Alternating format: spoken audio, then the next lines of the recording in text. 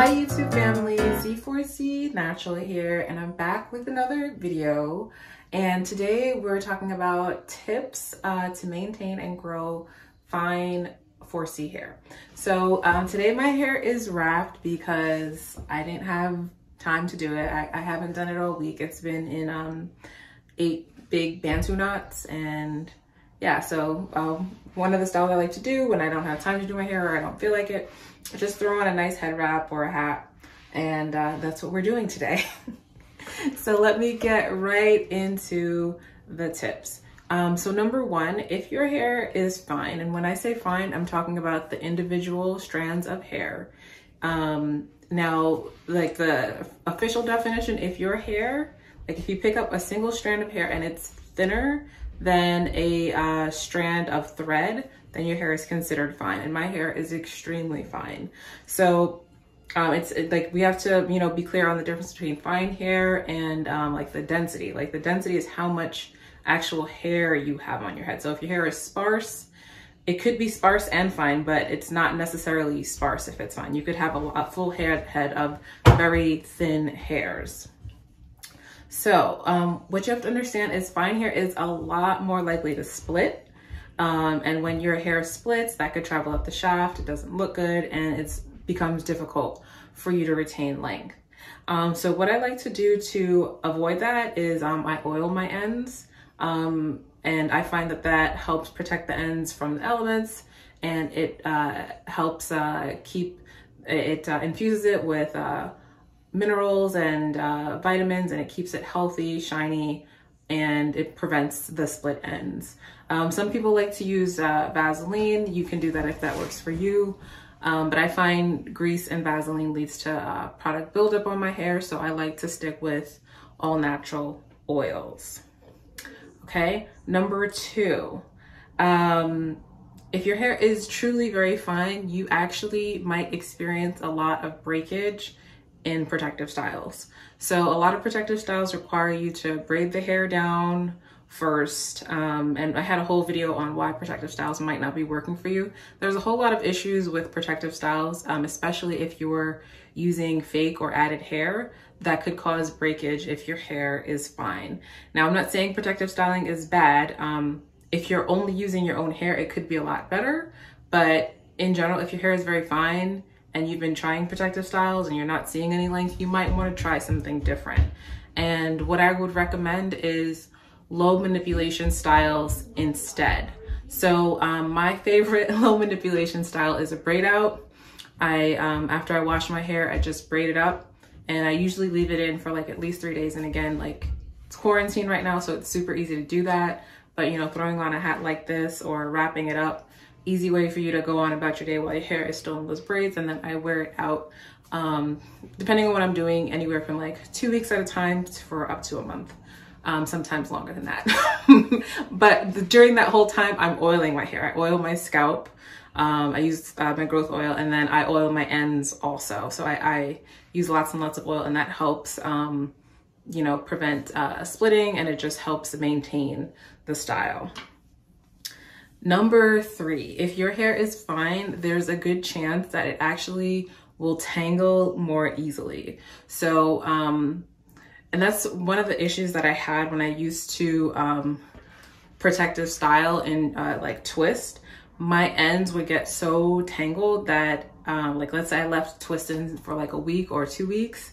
By the time it's time for me to take it out, I would have to fight with my ends to unravel it. And like a lot of times I was getting breakage, or I had to like cut off little knots on the end, and that was keeping me from retaining length. So what I suggest is to always keep it stretched. Like I prefer to keep it stretched in braids with a hanging bantu knot at the end.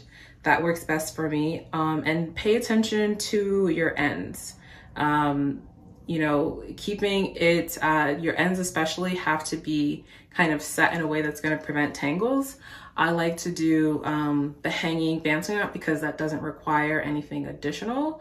Some people coil their ends. My hair doesn't really coil like that, but you know, if that could work for you.